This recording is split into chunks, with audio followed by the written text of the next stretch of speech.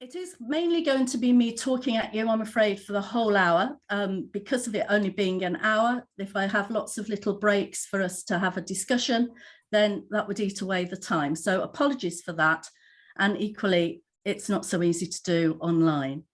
So let me share my screen and let's get going.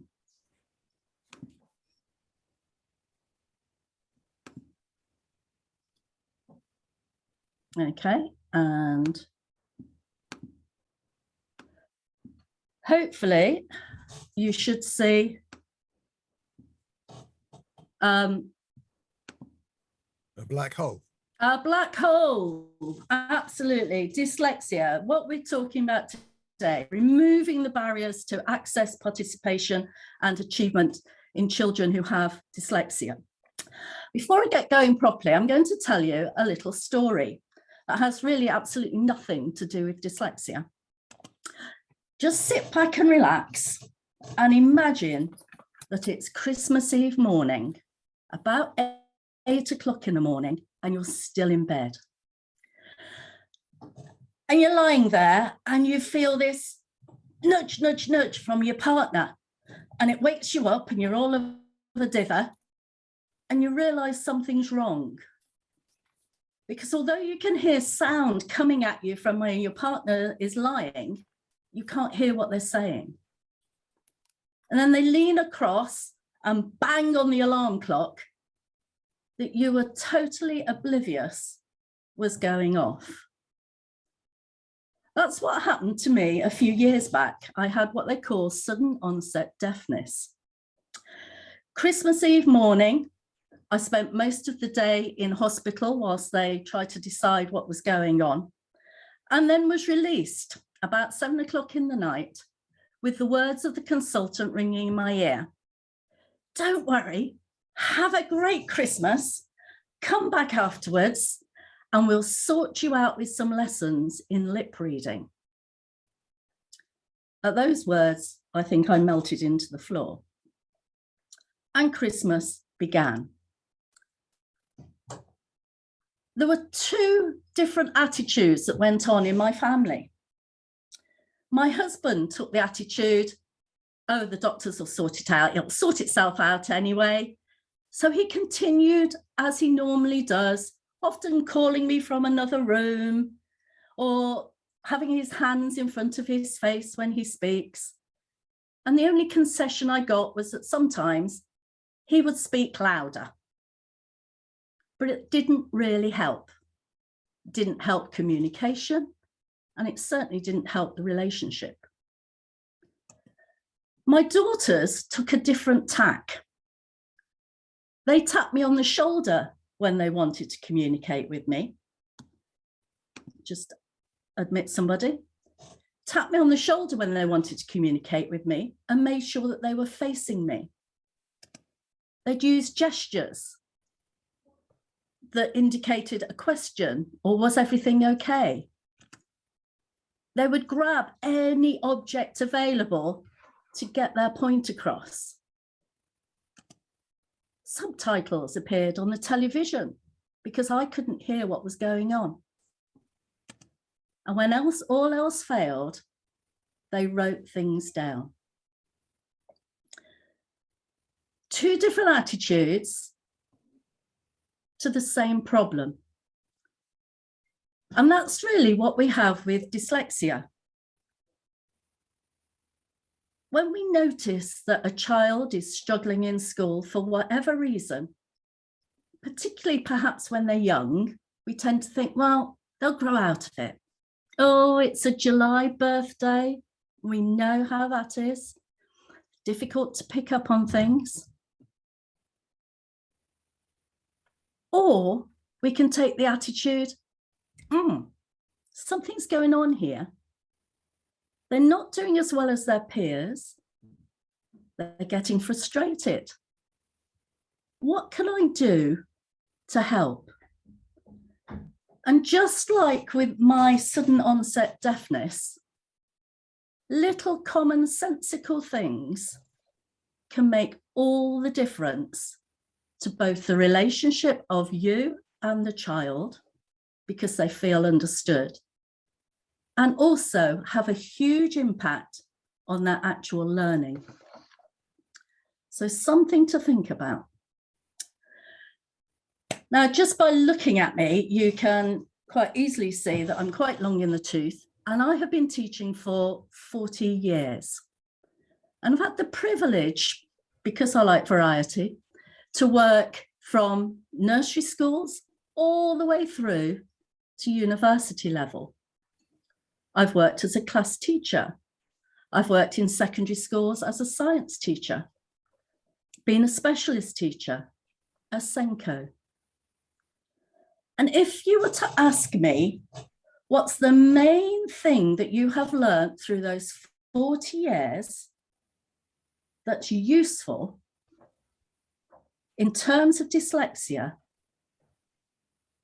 it would be that, one, the challenges that the child experiences when they're little can persist all the way through to university. But yes, give them the right support, they will get to university, they will achieve, and they'll become the people that they want to be. It does not have to be a complete barrier to learning and to achievement. All the framework is there nowadays in our educational system, particularly with special arrangements and exams, that kids can achieve.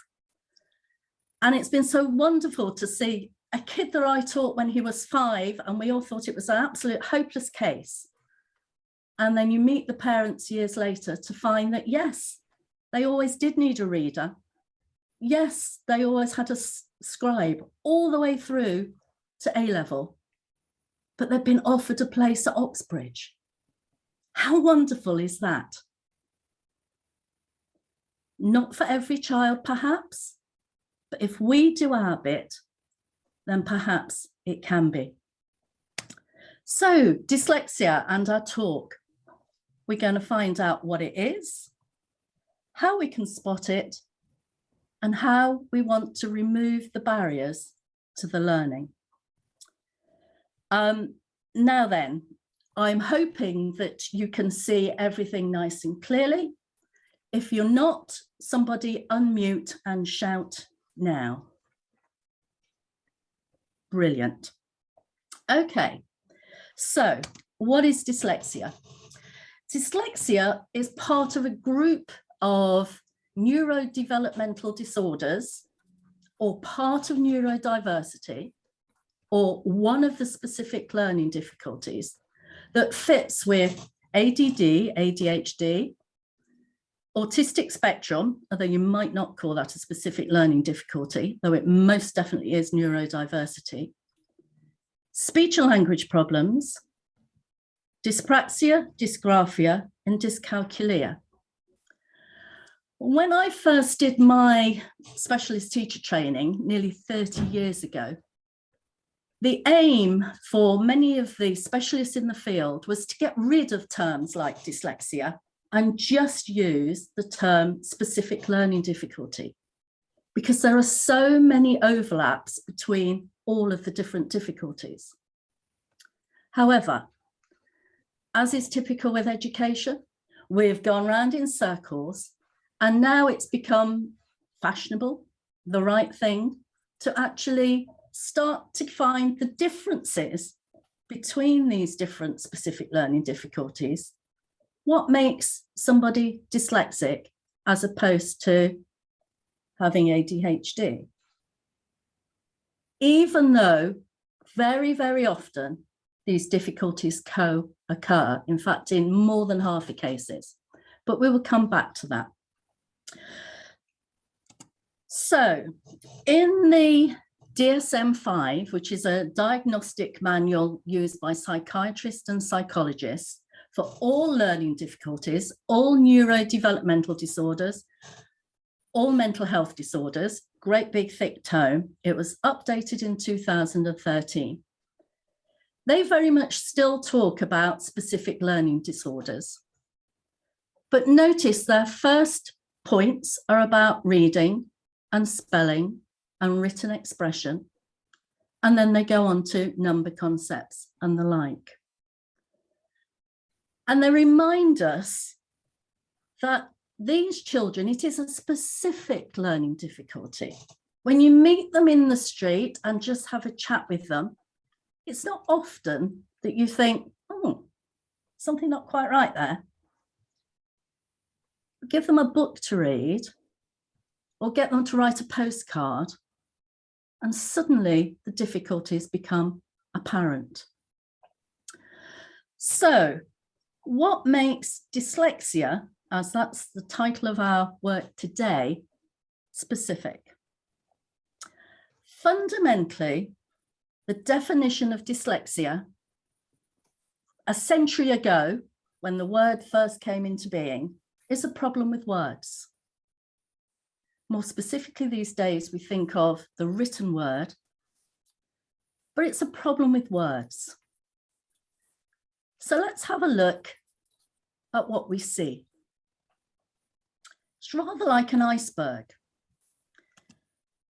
When the child is young, starting to talk, 2 years old, 3 years old, on to 4, 5,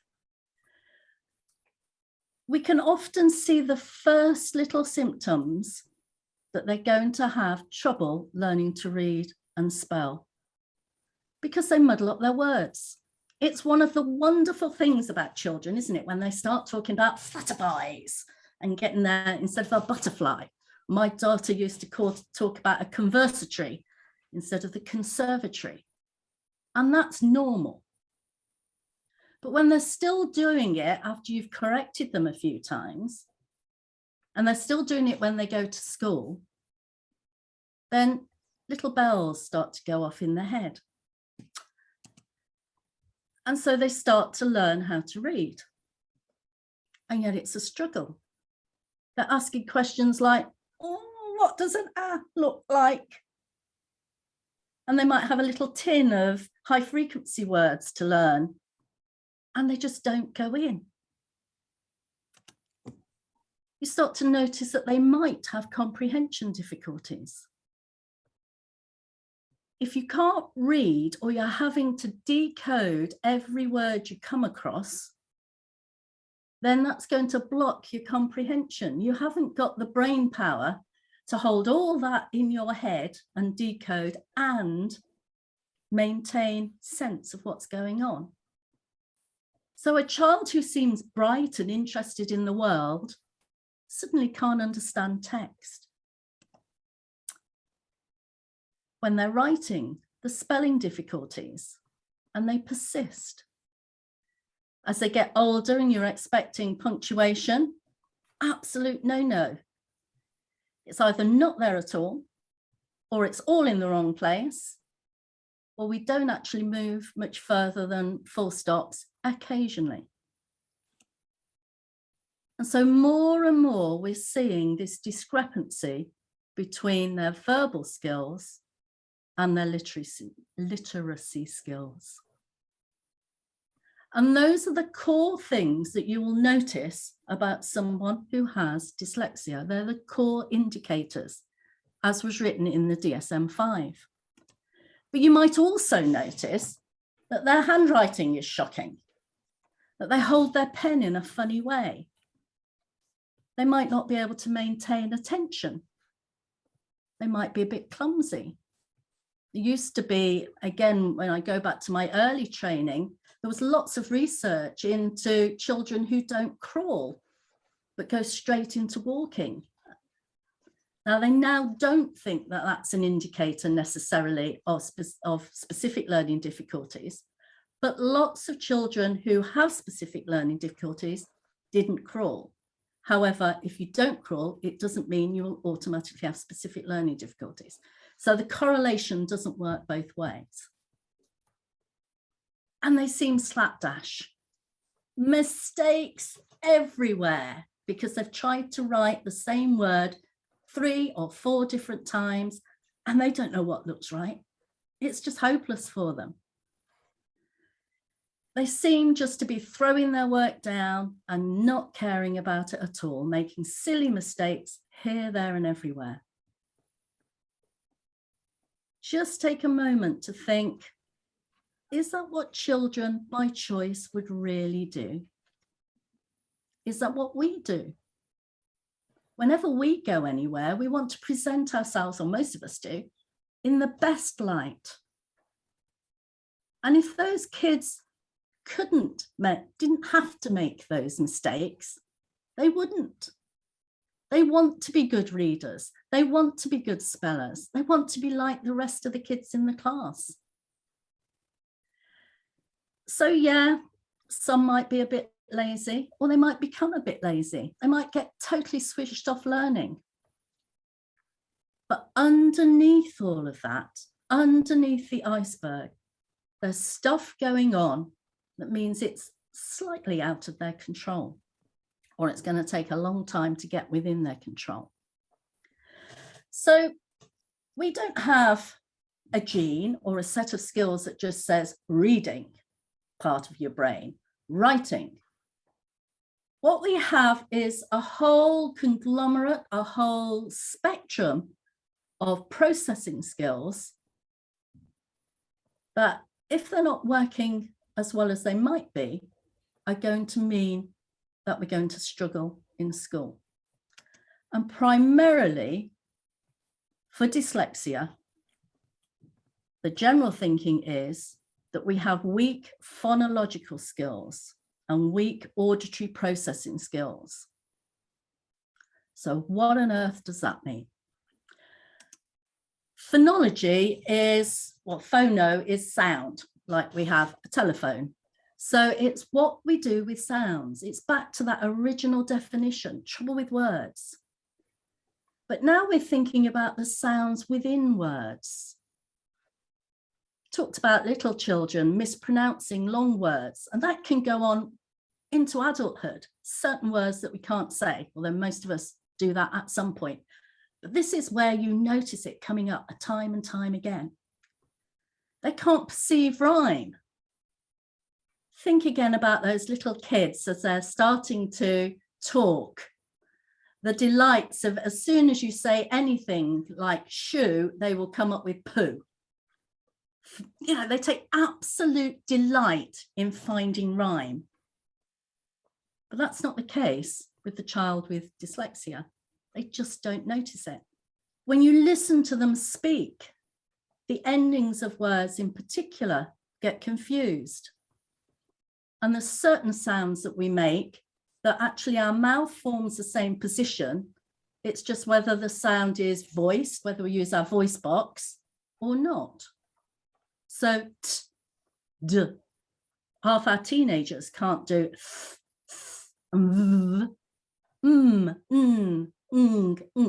all these confusions that you'll notice when they're speaking, and you might notice when they're spelling, because they will make the wrong choices. Later, I'll show you a piece of work one of my kids did when she was 13. And I've only just noticed that she was still mixing up her t's and her does. She was supposed to talk about a pot, and she's got a pod. They won't be able to manipulate sounds within words. They'll be hopeless at games like I Spy. If they're writing and you want them to write the word spit, they don't perceive the p, because we tend to feel it rather than hear it. And then in their spelling, you'll get the sounds muddled up in the wrong order. Now, this can sometimes be a visual problem, that they don't see the letters in the right order. But equally, they don't hear the sounds in the right order, so they haven't got a double checking. So a little test for you that one might do as part of a dyslexia test. If you've got your piece of paper there, although most of this you can do just quietly in your own homes without writing anything down. I'm going to give you two words, tooth, paste. Put them together. What have you got? Toothpaste. Thank you. Toothpaste. What am I missing? A young child with dyslexia might not be able to make that syllable connection. Okay, say cupcake. Now say cupcake without saying cup. Can they delete a chunk out of their words? Say spit without the p. That one is where you get most of the kids, and you can get it right through to university level. This taking out of sounds, can't do it in their heads. Okay, I'm going to give you three sounds, put them together. What's the word? K, R, T, cart. What about longer words? P, S, plums. Which is the odd one out? Cat, fat, plum, splat. I imagine every one of you said plum. You would be surprised how many children will say splat because they perseverate on the last word that they hear. They can't hear the words that came before it, and they don't have this automatic perception of rhyme. If it was written down and you kept saying the words to them, quite often they can work it out. But that automaticity of skill that most of us enjoy just isn't there. So phonological processing. Another one of the phonological tests is called verbal fluency. And what many people with dyslexia can do is, how many things in the kitchen can you name in a minute? Go. And they will come up with loads because they've got the knowledge. How many words can you give in a minute that start with the sound k? Oh, cat, kitten, cart. And they very quickly run out of options because it's not the way their brain is organized. So the core deficit, and in medical terms, it's considered a deficit, and certainly in education, when you're trying to learn to read and spell, it's a deficit because it makes schoolwork really, really hard, is a core phonological problem. But you might also see weak visual perception, and you might find that the child has a poor visual memory. They can't remember what a letter looks like, and they will ask you, or how do I spell something? And you think, oh, come on, we've done that week in, week out. Get a grip, focus, do your homework. But they can't do it. But visual perception and visual memory tend to be seen as add-ons these days. They're not considered the core problems in dyslexia, though in my experience, most of the kids, most of the adults will also have weak visual processing. Oh, got somebody else come in. There we go. And, sorry, I lost train of thought. For dyspraxia, you tend to have more visual perception problems than you do the phonological problems. So often, if you're going to label a child, or if a child is going to be labeled, it very much depends on the test that they have done and the professional that they have seen. And that's one of the reasons why they're trying to tighten up on what the actual problems are to make it a little bit more understandable for the rest of us who aren't necessarily doing the labeling. So perceptual skills, processing skills, skills that are going on underneath all the time for learning. Then underneath that, we've got executive function deficits. We're going to look at executive function in a minute. Happens in the forebrain. And basically, it's how we use our intelligence so that we can use it effectively. And the thing with dyslexia, and what I didn't say at the beginning, is that it often runs in families. About the same for girls and boys. We've now got rid of the myth that it's mainly boys. I think it's just that girls tend to cover up. They're better at copying from their friends and they're quiet. They don't kick off in class. About 10% of the population, although you can look it up and get anything from 8 through to 16%. And I've forgotten what I was going to say. So, never mind, I will move on. With all of the specific learning difficulties, and this includes autism, there will be executive function deficits, a weak working memory and a weak auditory sequential memory. And it is very likely that they will process information slowly. What this means you will actually see on a day-to-day basis is that they can't multitask because they can't hold everything in their heads at once. They can't organize either themselves nor their work. And they're very, very forgetful. And for individuals with a very slow information processing speed, it also often has an impact on their peer relationships. I've found this often, or particularly happens with girls, in the teenage years, when it's chat, chat, chat, chat, chat, chat, chat all the time. And if you've got a slow information processing speed, you just can't keep up with that chat. So you're the one who's constantly saying, hang on a minute, oh, what did you say there? Or just missing the point, getting it wrong. But of course, in the classroom, if you've got a slow information processing speed and you've got somebody delivering something to you through the verbal medium, and possibly only the verbal medium, then you're going to miss bits because you just can't keep up. So back to visual processing, because as I say, I personally think that most kids will have some difficulties with visual processing. And that can be the way they perceive what they're looking at.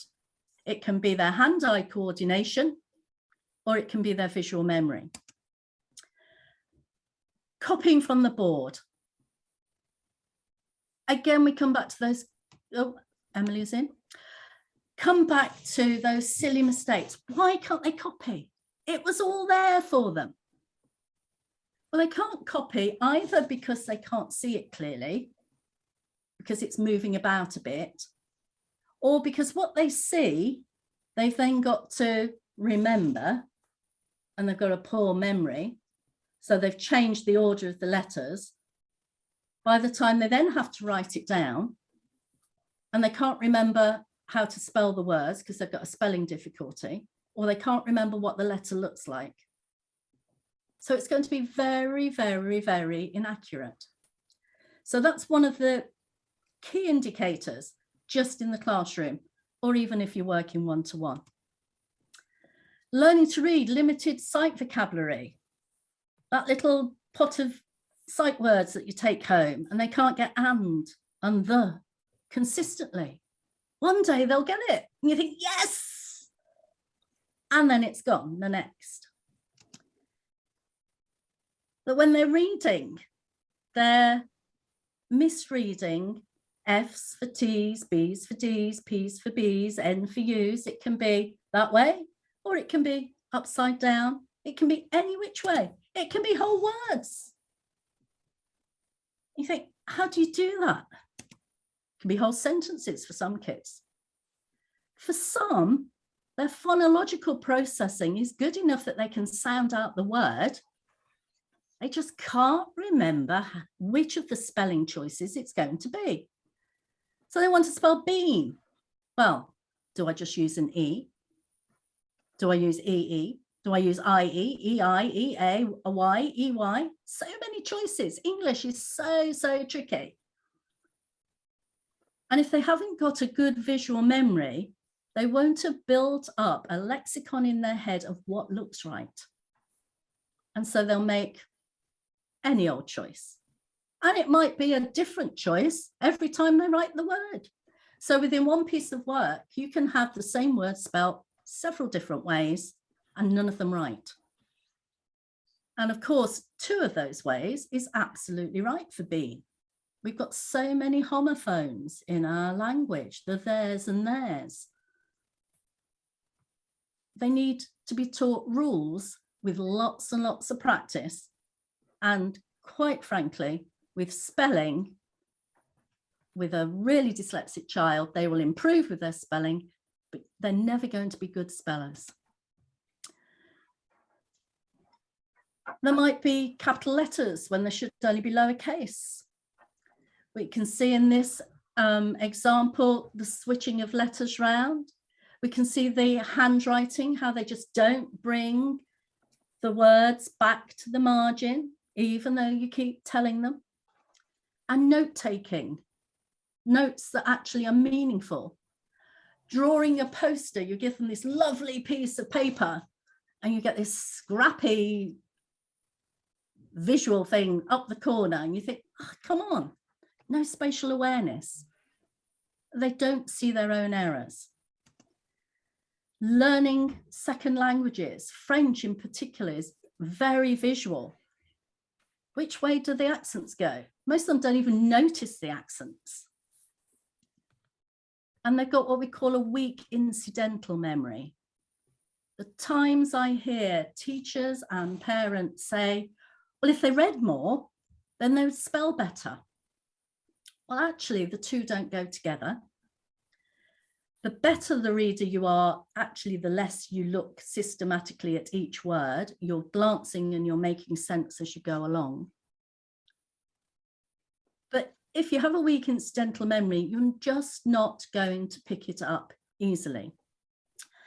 I've got a lovely little 7-year-old I work with, and we have packs of words, and then we have a high frequency pack. And I'd noticed that he can't spell said. So I wrote it in to go in his pack on a flashcard. And you think of the times that a child will see the word said written down. It crops up in about book 2 of any reading scheme. And he said to me, that's not the way we spell said at my school. We can just spell it S-E-D. Well, I said, that's good. Perhaps we'll learn to spell it like everybody else spells it. And he can now spell said. In the old days, we used to talk about visual dyslexia. As I say, it's not used now so much because dyslexia is seen as a phonological processing disorder. But for some kids, when they look at text, they will see all sorts of perceptual anomalies. It can be in colour as well, where different colours highlight. I see patches of blue sometimes in writing, particularly if I'm tired. And these are things that are added on to dyslexia, not core deficits. And there's things that we can do to help. Executive functioning, core for every single one of us. And it's rather like a car. We have the gears. We need to be flexible in our thinking. Executive functioning is about being flexible. It's about being able to set goals, to be able to plan and to get there. It's the kid who's got 5 bits of homework due on Friday, come Thursday lunchtime, hasn't started any because it's not Friday yet. They don't know how to plan their time. They can't prioritize and they can't shift back and forth between different tasks and activities. But I'm doing this, Mum. Well, partly it can be because that's far more interesting and that's what I want to do. But equally, they're going to have a mental difficulty actually making the shift from playing their games to doing their homework. And they need time to make that shift. The breaks are like self-control. Knowing when to be quiet, knowing when you need to attend, being able to stop yourself when you notice that you've drifted off, as many of you will do when I'm talking, but thinking, oh, no, oh, that's different. Let me have a look. We know to bring ourselves back. We know when to keep our mouths shut. we use experience for the present and we bear that in mind for the future. Someone who has executive functioning difficulties finds that really, really difficult to do, tend to be impulsive. And this fits very much with attention deficit disorder, particularly with hyperactivity. But you can see it in the dyslexic too on many occasions. And this one always comes. Working memory, it's the dashboard. It's holding the information in your mind whilst you work with it. So that can be just a list of instructions. So what have you got to do? I got to get out of bed, clean my teeth, have my breakfast, get my socks on, whatever. Find it really, really difficult. Researchers tell us we can hold 5 plus or minus 2 bits of information in our minds at a time. That's normal. I've seen 12, 13-year-olds who can only hold 2 pieces of information in their minds. So they need strategies to help them. So if you've got your pen and paper there, but don't use it till after you've memorized, I'm going to give you some numbers. 8, 6, 5, 4, 3, 7. Write down what you've just heard. For some of you, that would be dead easy. For others, you're likely to get the beginning bit and the end bit. If you did participate, it was 8, 6, 5, 4, 3, 7. So that's fairly straightforward. That's sort of learning telephone numbers. But what about when we really have to do some work with that we've got to hold the information in our minds, but we've got to action it as well as holding it in our minds? Mental maths. Ugh. Right, I'm going to give you some more numbers. This time, I want you to remember the numbers and flip them over so you write them down in the opposite order, starting with the last number down to the first number. You ready? 9, 1, 4, 2, 7, 8. Go. For most of us, that's a bit more of a challenge. You should have had 8, 7, 2, 4, 1, 9. I've mentioned mental maths. For these kids, they haven't got that level of automaticity, so they don't know their tables, they don't know their number bonds. So you give them a problem, they've got to remember what the problem is, they've got to then work out how they're going to solve the problem. They don't know their times tables, so they've got to work it out, by which time they've forgotten what the problem was in the first place. Absolute nightmare. Recalling the parts of a story. It's going to affect comprehension, particularly if it's a long story, if you haven't repeatedly gone back over what's happening. Following a set of instructions. Once you're engrossed in following one of those instructions, you tend to forget what the end picture is supposed to look like. Where am I going from here? So, oh, you're still on part 2? Well, yeah, I'm working hard on part 2. You should have moved on by that. Oh, well, what am I doing? Essays that wander off into the distance, that have no real meaning and certainly don't come back to the question. Or right back to the 5-year-old who's trying to remember and bending out his words, and he's going g, and then says cat, because he's forgotten the f at the beginning. He's forgotten the and you think, where did that come from? Makes life so difficult. And all of this is powered by your processing speed, which is like the engine under the bonnet. It's going to determine how fast and efficiently you can do these executive functioning skills. And if you've got a slow processing speed and you can't get beyond 40 miles an hour, and people are throwing information at you, or you in an exam and you've got to get through all this work in a set amount of time, then you're going to be disadvantaged. So where are we with our definition? In 2009, Sir Jim Rose was asked to look at reading problems in schools, and that's where really the word dyslexia came back into vogue as opposed to just specific learning difficulties, because he looked specifically at dyslexia and he came up with this definition, which I won't go into in depth, and it's now the one that the British Dyslexia Association use. Basically, we've gone through most of it, that it's a phonological problem. It's about verbal, it's about words, but it's about processing. And that it's not a distinct category. It's not, are you dyslexic? Are you not dyslexic? It's about reading skills being on a continuum. And at which point is it a problem for you? There's no clear cutoff points. And whether a child has got dyslexia or not, or a specific learning difficulty or not, have they been taught in a good way, in a way that the rest of the class have learnt, but still not picked it up? And when you're putting in interventions, you just still seem to be getting nowhere or not very far.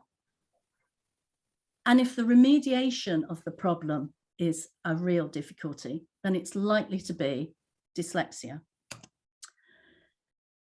So yeah, dyslexia primarily about reading and writing, but it's that's under the water. It's an information processing problem. So dyslexia, problem with words, but we also have ADD, ADHD, problem with attention, hyperactivity, autistic spectrum, speech and language, which is developmental learning disorder. Developmental is now coming into everything. Then you have DCD, which is developmental coordination disorder, of which dyspraxia, whole body, but also fine motor usually, or dysgraphia, which is more about writing. It's more about the academic skills. It's about the handwriting. It's about getting the thoughts onto the paper. How many kids have that problem?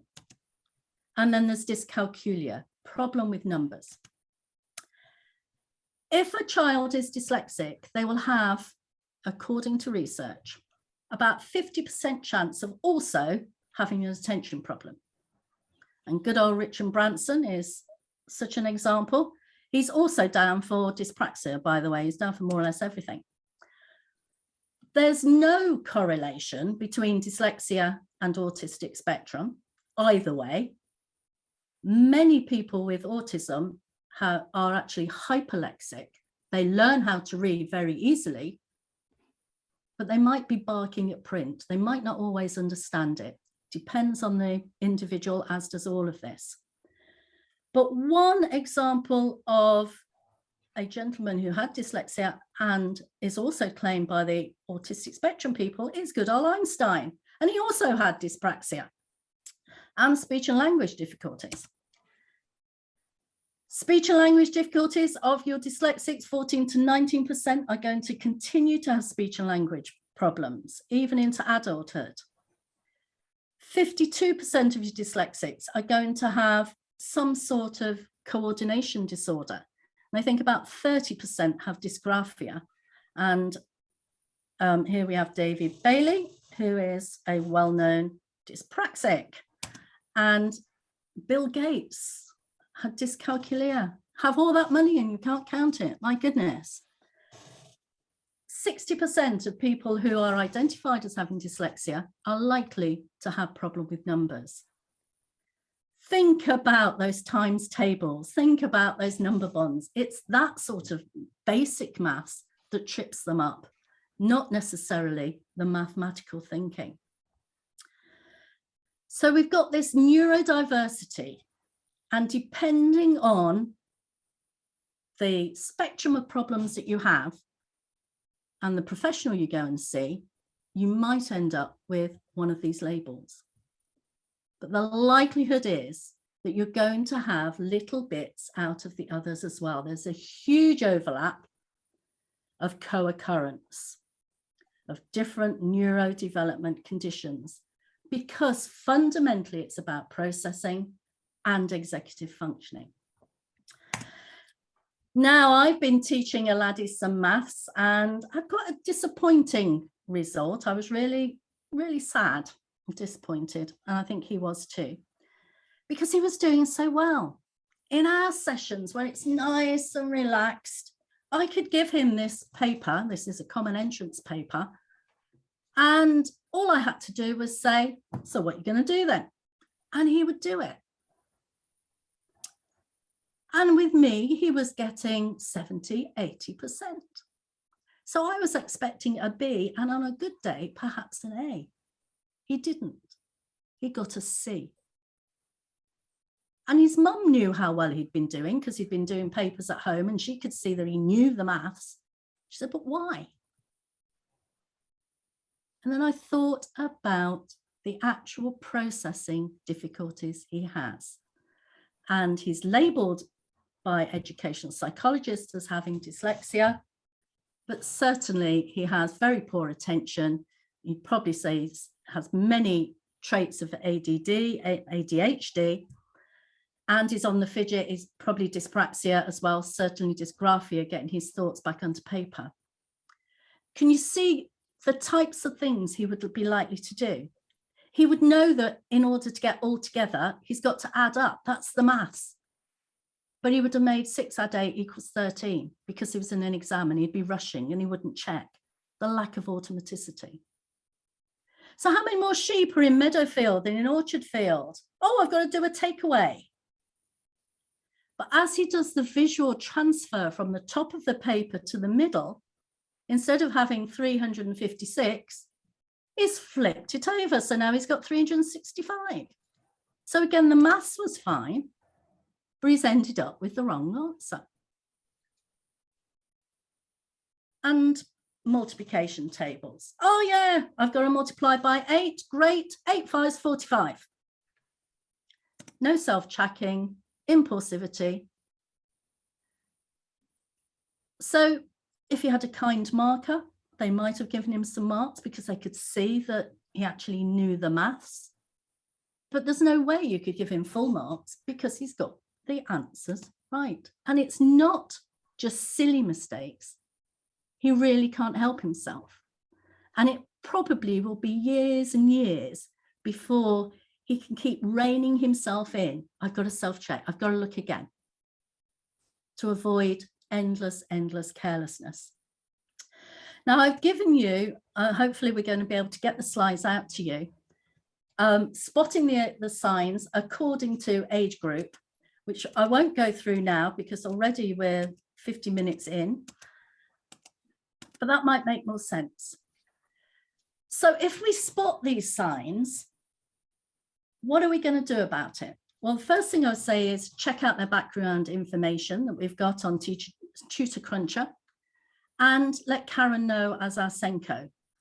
Also talk to the child, the individual. You might be working with adults. Check out their school experience. Is it the same as what you're seeing? Talk to the parents. Get a feel for, is this them? And does it just happen with academic things? Or does the mum say, oh, it's hopeless, so disorganized, I can't get him out on time in the morning, does everything in the wrong order? Then you know you're likely to have somebody who has a specific learning problem. And you might like to suggest that you get somebody in, or if you feel able to do an assessment yourself, to get a feel for their learning profile. And I like to put it that way, as opposed to we need to assess, see if they've got dyslexia, unless the parent comes up with that, which sometimes they do. Because it's about strengths and weaknesses. Just because a child has poor phonological awareness doesn't mean they won't be able to go to Cambridge. Doesn't mean that he's not going to be a multimillionaire. Doesn't mean that he's not going to be really creative and be an actor on stage. Doesn't need to mean any of that. So it's about getting a profile. And the type of assessments we have are dyslexia screening assessments. Many schools have these. Dead easy to do, they're online, but they will only be linked to dyslexia if it's called a dyslexia screening assessment. And it's likely it will only be looking at phonological awareness, memory, and speed of processing, which are the key components of dyslexia. But I think you can see how actually there's going to be an awful lot more going on there. So my favorites, learning profile assessments, they're, to get the assessments, because they cost hundreds of pounds, and to use them, you're probably looking for a specialist teacher. Karen's got loads on her books, or an educational psychologist that might put you back about £800. So we're not talking, it's not light money to, go see a psychologist. Does need thinking about, go at the right time. And of course, key for kids, right from SATs through to when they finish university, making sure they've got the right access arrangements for exams. And for that, they do need a specialist teacher that's qualified in doing it. We talked about or looked at visual stress, which, although it's not a marker of dyslexia, many have it. It can just happen all by itself. If it is just so contained, then a colour screening assessment can make all the difference. That's where you get this amazing miracle happen and suddenly they can read. That's because it was just one core problem. For most kids with dyslexia, the fact that it's then going to be co-occurring with other difficulties means it might help, but it's unlikely to be the panacea. And for that, you need, there are screening assessments that you can buy, they're cheap, or a behavioural optometrist. And I've put one in that we as Elite are associated with in the resources. So because it's such a complicated web of these specific learning difficulties, are we talking about one? Are we talking about lots? The thinking now is that, yes, we're going to talk about individual specific learning difficulties, and we need specifiers. We need that list of, well, it's phonological awareness that's the main problem, so I'm going to say they have dyslexia. Oh, it's handwriting and getting their thoughts on paper that's the main problem, so it's going to be dysgraphia. So we now have specifiers, but always remember that usually it's much, much wider than just reading, just spelling, and phonological awareness. So here we have not necessarily all, but most of the strands of processing characteristics that one might find in someone with a specific learning difficulty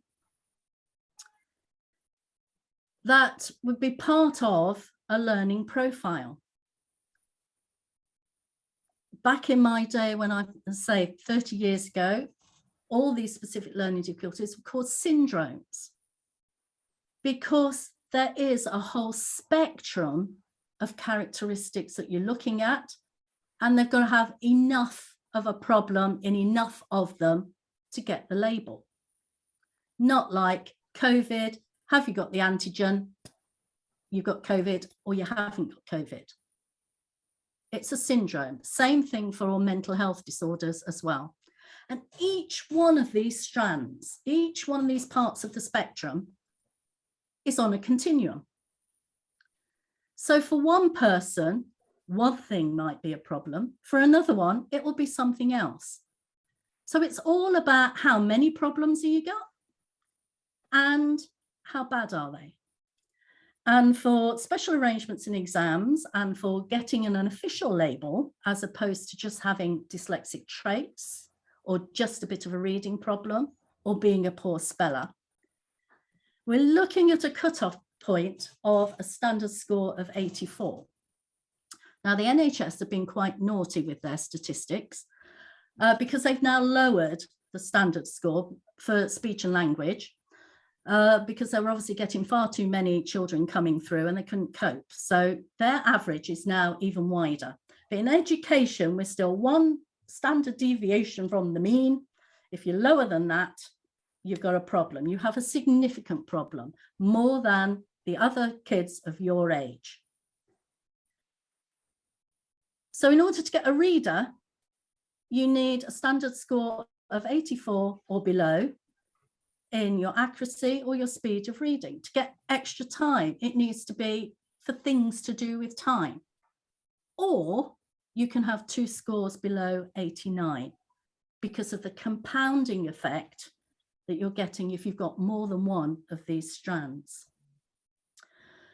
So that's what we're looking at, and why, for me, looking at a whole profile is better ultimately than just a quick screening test. So we're now going to do a whirlwind performance through removing the barriers to access, participation, achievement, and their sense of learner, their sense of self as a learner. Firstly, make it accessible. Has to be so that they can actually take in the information, otherwise they're going to switch off. Multisensory. If you've got a phonological deficit, you can't process sound, then listening to somebody going at you or just using text isn't going to work. Bring in the other senses to support the difficulties. Memory is always going to be an issue. So aid memoirs. Again, it's no good saying, remember to do X, Y, and Z. Oh, your homework's this. Hopeless. It needs to be written down. They're not going to remember. Little and often, less is more. The rest of the class might have 20 spellings, but for the dyslexic, they might only be able to manage 5, but they might get those 5 right and learn them. Give them 20 and they learn nothing. So a slight mind shift is needed. Make links. Good educational practice anyway. What we were doing last time, so you've got this body of learning, you've learned that well, we're adding that to this. So it's not always coming as new. Make links between subjects. One of my jobs as a Senko, that I think it's my favorite job, was at exam time. My last Senko post was in a private school, so it's common entrance. And I would have a room full of those that needed extra time and a bit of reading and a little bit of chivying and perhaps need the tissues a bit because they'd have a little cry. So the sort of high intensity extra needs room. And I was surprised by how a child could do a question in maths and then the same sort of question would come up in science and would actually usually be easier, and they couldn't do it because they hadn't made the link that it's exactly the same thing. So things like speed, distance, time questions, graph questions, lots of the geography. You think, oh, for goodness sake, you've done this in other subjects, but they've never noticed the link. We need to make the links overt. So we create patterns and routines. This is the way we write an essay. Now that might seem limiting, and for some children it certainly will be. But for someone who has dyslexia or dysgraphia, telling them exactly how to do this, this is what goes in the first paragraph, this is what your first sentence is going to be about, gives them something to hang on to. And once they've got that, then they can start experimenting with different styles and make it their own. And repetition, repetition, repetition. What we did last time, we've got these key words, these key subject words. Let's go through a few of them, because just telling them once isn't going to make it. And themselves as learners, maintain their dignity. Don't expect them automatically to read in front of you, and certainly not in front of a class. Take them to one side, have that conversation. How do you feel about this? Because they get really, really fed up of being made to look idiots. And they think that, well, many of them think that they're really thick, really stupid. And that was another thing that came out of my time at university, was how so many, even though they're successful, carry this baggage that they're really not with it. They're not quite right. And we need to nurture their self-efficacy. They're not always going to have somebody sat next to them. How can they do this themselves? How can they become independent? Yes, you can do it. Yes, you can go out into that world and be whatever you want if you're willing to put in the effort, because it is going to be harder work.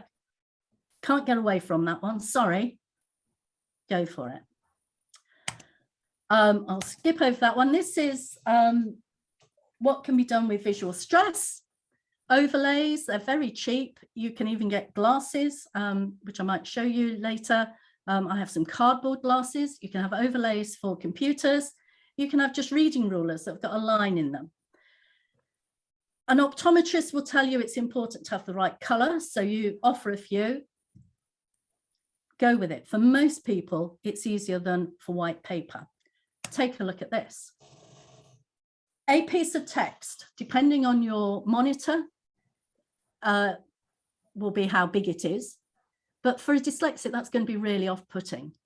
They're not even going to try, many of them. However, what Wilkerson, a behavioral optometrist, who was the guy who first designed the colorimeter for colored specs, found was if you just increase the font size, their reading age of the same passage goes up because it becomes more accessible. If you then change the font, and this one's Verdana and is the one that's recommended, but again, experiment, it makes it even more readable.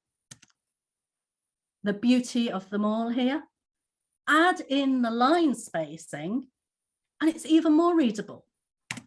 Put in some color and you've got something that's engaging for them. So any worksheet that's produced, any PDF that's produced, spending that little bit of time to put in those extras can make all the difference. Highlight keywords and then do some drawing. We want them to visualize what they're reading. And the step to that is to physically draw it. They won't have to do that forever, but you can check then that they're understanding and they've got a memory aid.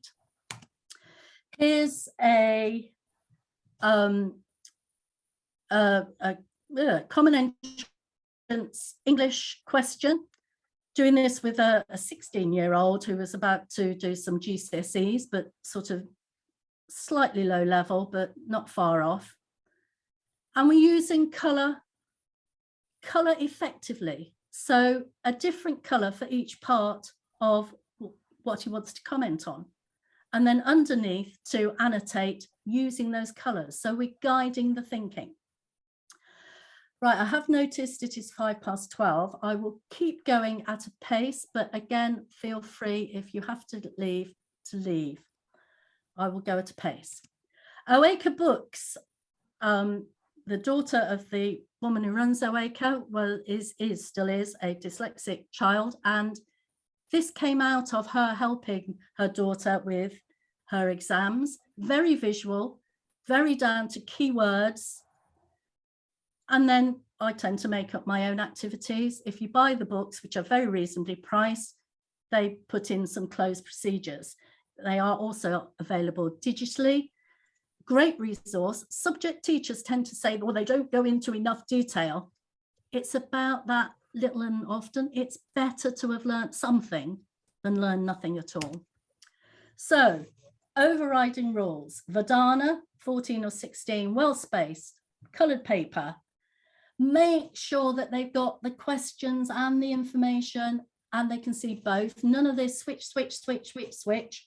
Hopeless. They must have it so that they can access.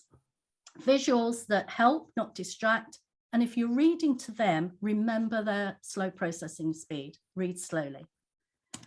Ultimately, for those that are very dyslexic, they'll need bypass strategies. They'll need to learn to use a reader on the computer and dictation. That's for another day. Multisensory teaching and learning. Act it out. Be the atom changing state. Be the atom in a solid. Be the atom in a gas, all over the place. Freeze frame emotions. Kinesthetic activities. Move the cards around. Work from single words, pictures, then start putting the sentences on. Using colour effectively. Stereotypical, I'm afraid. Pink for feminine, but so that they start to think, oh, is that a pink word? Give them a link. Another kinesthetic for French, I think this is the future tense, so that they can, does it look right? Can I make the tense? Colour coding the appropriate bit that you're working on, introducing negatives. So that's where the pink card's going to go. So again, they can think back, oh, what did I do there? Oh, I found the verb and I put the n and pa around the verb. Songs. Mean means average, mean means average, mode is the most, mode is the most, median's in the middle, median's in the middle, range is high, take low, range is high, take low, to get your vocabulary for statistics. Einstein says, go visual. He says, I could think of all of these bits of research I did, all these inventions, but I couldn't put the words on it. I had it visually in my head. So all these ways are ways of making information visual. Write it down, put it in a picture. Pictures, using colour coding and a picture again for French. Colour coding keywords, I might read that to the child. There we are, drawing the picture again. Help them with their organisation. This is the way we do our essay. Chunk it down for them. What's the first thing you're going to need to do? What's going to go into introduction? What are your main points going to be? How many main points are you going to have? Lots of talk beforehand. Write down the vocabulary for them. And the good old visual organisers here. Notice the keywords at the bottom, the vocabulary, using all your senses. Memory aids. Use here of the acronym a forest for writing, persuasive writing. And I say to the child, you know, we've done all of this. As soon as you get into that exam room and you're told you may start, write down a forest. So they've got a tick list. They've got something to help their memory instead of going off-piste. Distance, speed, time. I always put it in alphabetical order, the S and the T, because that makes another link. Concept drawings. Again, the use of colour. So the acid, neutral, alkali in the appropriate colour. So it's not just any old colour. Make it work. Keep everything well spaced. Words and pictures. The use of your hand. How often do we have 5 points? An introduction, 3 main points, and a conclusion. This one's for case studies, for geography. And a acrostic, I think the last one was an acronym. Silly little sentences to help you remember facts. Key words that they keep getting wrong. Look at the complex bit, the bit that they're getting wrong. That's the only bit you need to look at. And how are you going to do that? 1 collar, 2 sleeves. Little ditties. There are ants running everywhere. Notice I put the word "are" in there. So they've got the word to link with the ARE for ants run everywhere for spelling are. My favourite. This is the student. Notice how she should have a pot there. She's got a D. Notice magnesium is spelt in 2 different ways. Zinc is not spelt correctly. Make up a story. I once found a pot in the soil. And when I broke open that pot, that's potassium. This is for the reactivity series. I broke open that pot, there was a bone inside, calcium. And I stroked the bone and there was a flash of white light, magnesium. And there stood Al. aluminium, with a giant zit on his face, zinc, and wearing the most gorgeous lead with a collar made of copper, silver, and gold. She claims that story got her A in chemistry. I doubt it. Maths memory cards, here making the link between English and French. What are the comparisons? So they don't have to learn every single fact in isolation. Group it, categorize it, make a poster of it. Endings. I love my mind maps. My university students, most of them, mind maps was the thing that saved them for their university. And I keep them all, or they keep them all, in nice little A3 folders. You can get A2. A2's a bit big on the table. Games. Play games with the vocabulary. Young ones love games. Older ones, often they just want to go through the flashcards. Moving things around, sorting. Here's a memory card, got the question on the back. The memory card, the memory bit is on the other side. Could easily be a definition card, any subject. And when they've done an exam, go through it and have this checklist again. Did you do the things that might help you? What helped? What worked? What didn't? Make it a learning experience, not just a mark at the end of the day and let's hope I do better next time. And then work on what's going to come next time. So finally, preserving their dignity and enhancing their self-efficacy. They need us, they need their parents to empathize with their struggles. But they also need us to look beyond their struggles, to see the academic potential that's there and to work with them to get that out. Finding, experimenting what works, what doesn't. I've given you loads of ideas because there isn't one thing that will work for everybody. Some kids will hate mind maps. They find them too visually awkward. Others love them. Some like memory cards. Others hate them. What's going to work for that child? I can guarantee it will need to be visual. So what can we do to help preserve their dignity and teach them that actually you're getting better, you can make it? Talk about the future when you're at university. Mark based on content, not on their spellings. They don't need to know that every single spelling is wrong. They might need to know that 3 or 4 of them are wrong and we're going to work on those words. But it's demoralizing to constantly be told you're poor speller. They know that. They don't need telling. Avoid asking them to read aloud unless they're happy to. Many are happy to. Use the bypass strategies. If you're working one-to-one, that can be you doing the reading or sharing the reading, paragraph each. Depends what your objective is. If you're teaching reading, they've got to read. If you're not teaching reading, then they can listen. Give them thinking time. If you're in a group, pose the question. I'm going to ask 3 of you this. I'll ask you third, or I'll ask you second. Give them time to formulate their answer. Same goes with the writing.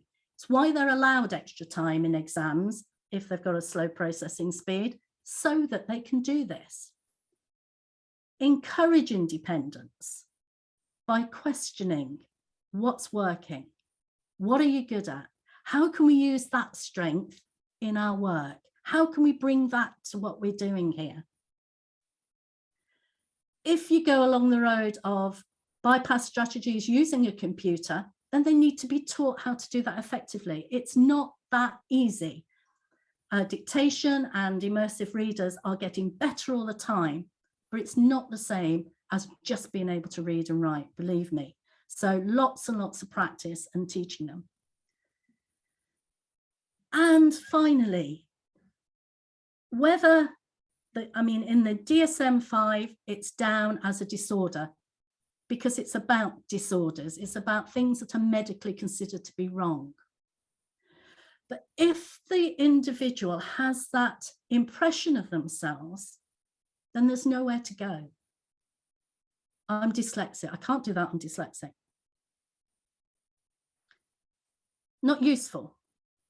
Or I need a specialist to teach me how to do it. Well, that's putting it on somebody else. If we can foster that the idea that any of these specific learning difficulties are about neurodiversity, we're all different. We all have a different profile of strengths and weaknesses for how we act, for how we think, for how we process, everything in our lives. We're all unique. And that applies to neurodiversity. When they have that perspective, what research has shown us is that they tend to do far better because they start to look at, so what works for me? If I can't do that, then perhaps I can do it this way. I can make it in the end because actually I'm really creative. I've just got to get through this school bit and I've got to get my C at GCSE so I can go to university. But I can look beyond that to what I'm really good at, and I'm going to do really well at that. So, lots of things to think about. I've kept the resources fairly short. Only a couple of books there, but two very, very good books. Loads of stuff on the internet. The British Dyslexia Association is a wonderful website to go on, as is the Helen R. Kell Centre. And yeah, if you go on all three centres, you will get a slightly different perspective of just about everything. They haven't got dyslexia sorted. 30 years ago, there were calls in all the research, we want a better definition of dyslexia. When I looked up stuff for this talk, I thought I'd better not lead them astray. And they're still calling for a better, more concise, more realistic definition of dyslexia. So we're not there. But what we do know is if we notice what a child is doing and talk to them about it and find other ways that we're going to get success. So, thank you. Wonderful. Thank you so much, Delma. That was absolutely brilliant, really insightful and super helpful in our understanding of what dyslexia and neurodiversities can look like, co-occurring and individually. And so many brilliant ideas. Thank you. I've learned lots and I've written things down as well. So I really appreciate your time and your enthusiasm and your passion, which always comes across. And thank you, not just on behalf of all of our tutors, but actually on behalf of all the people with dyslexia that we will absolutely, definitely be teaching. Thank you. So I wonder if there are any questions. Delma, are you able to see everybody on your screen? No, I can't, but I might be able to do that now. If you wouldn't mind just, if you want to, take yourselves off mute and we can, work that way. If anybody's got any questions. Hey, I can see people now. Shout out. Don't be shy.